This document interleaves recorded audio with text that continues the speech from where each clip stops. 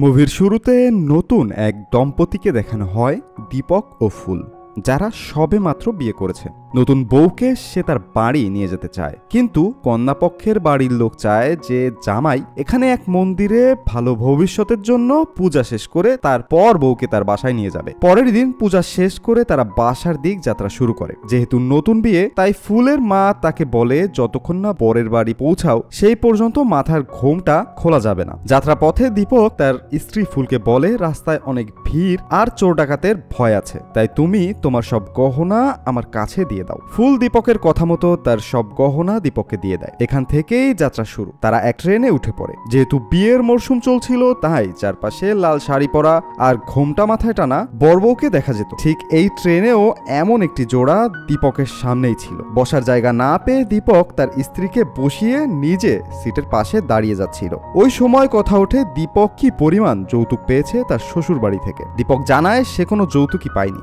যা শুনে সবাই হাসাহাসি করে। সেখানে প্রদীপ নামের একজনকে দেখানো হয় যে বিয়েতে অনেক বেশি যৌতুক পেয়েছে, যার কাছে তার স্ত্রী থেকে ওই যৌতুকের মূল্যই বেশি ছিল। এরপর ট্রেন থেকে নেমে দীপক ফুলকে নিয়ে তার গ্রামে চলে যায়, যেখানে দীপকের বন্ধুরা তাকে ব্যান্ড বাজা বারাত দিয়ে স্বাগত জানায়। নতুন বরবউ তার বাসার সামনে যায়, তখন দীপকের মা তার বৌমাকে বলে এখন তুমি তোমার ঘুমটা খুলতে পারো। কিন্তু যেই না মেয়েটা ঘুমটা খুলল, সবাই অবাক হয়ে গেল, কারণ এটা সেই মেয়ে না যাকে দীপক বিয়ে করে নিয়ে এসেছে। দীপক তার চোখকে বিশ্বাস করতে পারছে না যে এটা কি হলো তার সাথে। দীপকের পরিবার তাকে কথা শোনাতে শুরু করে যে কিভাবে তাকে দিয়ে এত বড় ভুল হয়ে গেল। দীপক তাদের বোঝানোর চেষ্টা করে, কিন্তু কেউ তার কোনো কথাই শোনে না। এবার দীপক চিন্তা করে যে তাহলে ফুল কোথায় গেল। এবার মুভিতে দেখানো হয় আসলে কিভাবে এই নতুন বউ পরিবর্তন হয়ে গেছে। ট্রেনে যখন দুটি নতুন বউ পাশাপাশি বসেছিল,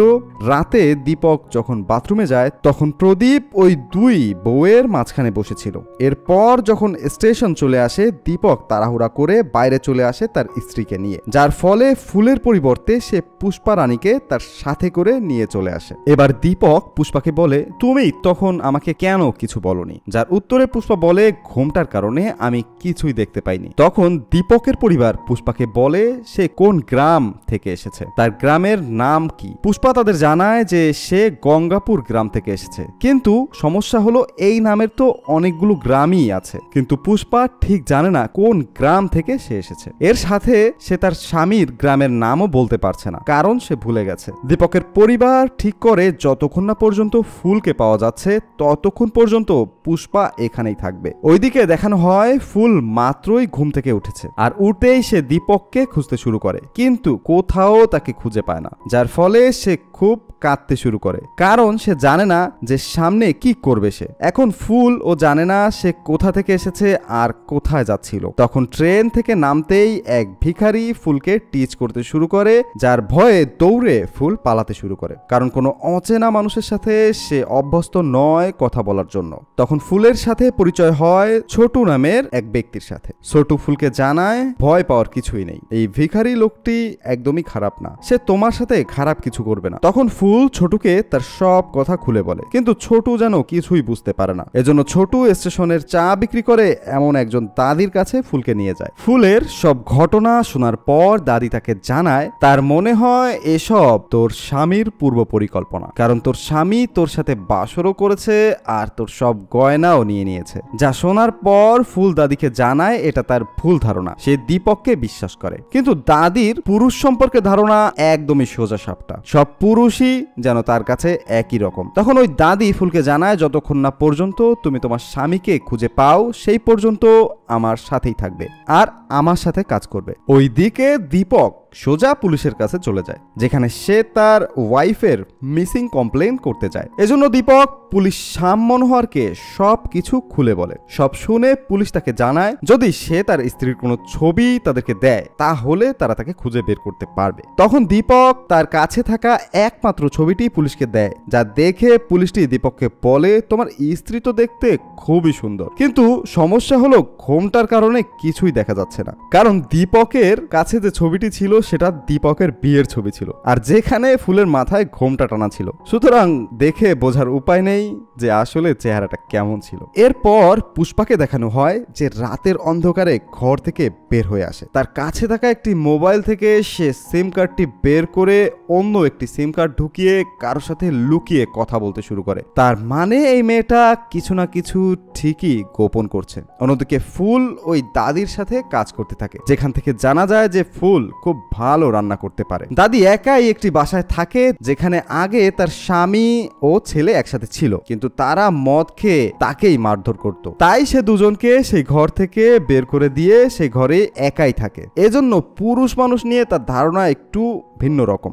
এখন ফুল দাদির সাথে থেকেই বাইরের দুনিয়া সম্পর্কে শিখতে থাকে, কিভাবে সংগ্রাম করে বাঁচতে হয় বাইরের দুনিয়ায়। পরের দিন ইন্সপেক্টর শ্যাম দীপক ও পুষ্পাকে থানায় ডেকে নিয়ে আসে, যেখানে শ্যাম পুষ্পাকে বহু প্রশ্ন করতে শুরু করে। আর পুষ্পা যেখানে ছিল সেখান থেকেও মিসিং ফাইল কমপ্লেন করা হয়েছিল, যে খবর শ্যামের কান পর্যন্ত আসে। কিন্তু সমস্যা হলো হারিয়ে যাওয়া মেয়ের কোনো ছবি এখন মাত্র পুলিশ পায়নি। তদন্তের জন্য জানানো হয়েছিল মেয়েটির ডান হাতে একটি নামের ট্যাটু আছে, যে নামটি ছিল জয়া নামের। কিন্তু যদিও পুষ্পার হাতে একটি ট্যাটু পাওয়া যায়, কিন্তু যেখানে লেখা ছিল শ্রেয়া। পুষ্পা জানায় ছোটবেলায় তার দাদা তাকে শ্রেয়া নামেই ডাকতো। সন্দেহের দরুন শ্যাম পুষ্পার ছবি তুলতে চায়, যেন তাকে তার সঠিক স্থানে পৌঁছানো সম্ভব হয়। কিন্তু পুষ্পা ঘোমটা সহ ছবি তুলতে চায়, কারণ সে চায় না যে তার কোনো বদনাম বাইরে হোক। ব্যাপারটা সন্দেহজনক, তাই শ্যাম ও তার কনস্টেবল পুষ্পার উপর নজর রাখতে শুরু করে, কারণ তারা জানতো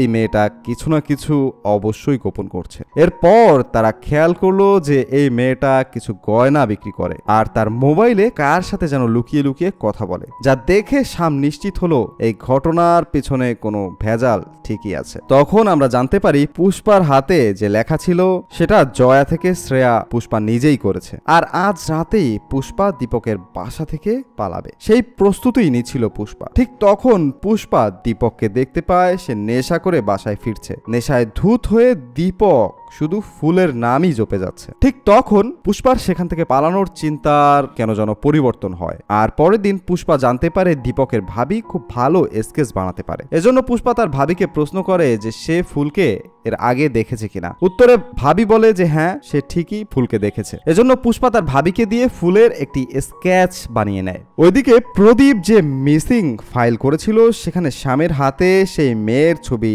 এসে পৌঁছায়, যা ছিল পুষ্পার, যার রিয়েল নাম ছিল জয়া। এজন্য শ্যাম ওই সময় দীপকের বাসায় আসে আর সবকিছু দীপককে খুলে বলে। এরপর সে পুষ্পাকে নিয়ে জেলে বন্দি করে রাখে। এখানে পুষ্পা ওই পুলিশ ইন্সপেক্টরকে জানায় যে এটা সে নিরুপায় হয়ে করেছে। ওই সময় দীপক জানতে পারে পুষ্পার কোনো দোষী ছিল না, সে তো আরো ফুলকে খোঁজার চেষ্টা করছিল। ওইদিকে পুষ্পা পুলিশকে বলতে থাকে যে সে লেখাপড়া করতে চেয়েছিল একটি ভালো চাকরি করতে, কিন্তু তার মা কৌশলে তাকে বিয়ে দিয়েছে। না চাইতেও তাকে বিয়ে করতে হয়েছিল। তার বিয়ের জন্য তার মাকে তাদের জমিও বিক্রি করতে হয়েছিল। যেখানে পুষ্পাও জানতো যে ওই প্রদীপের আরো আগে একটি বিয়ে হয়েছিল, যে তার স্ত্রীকে পুড়িয়ে মেরে ফেলেছিল, কিন্তু টাকা দিয়ে ওই কেস সে বন্ধ করে দেয়। পুষ্পার ঘটনা শুনে ইন্সপেক্টর শ্যাম সবকিছু বুঝতে পারলো। আর প্রদীপ কেমন মানুষ ছিল এটাও বুঝতে তার বাকি থাকলো না। এমন সময় প্রদীপ থানায় চলে আসে। সে কিছু টাকা ইন্সপেক্টর শ্যামকে দিয়ে বলে যে বাইরের কেউ যেন এই বিষয়ে কিছু না জানতে পারে। সবার সামনে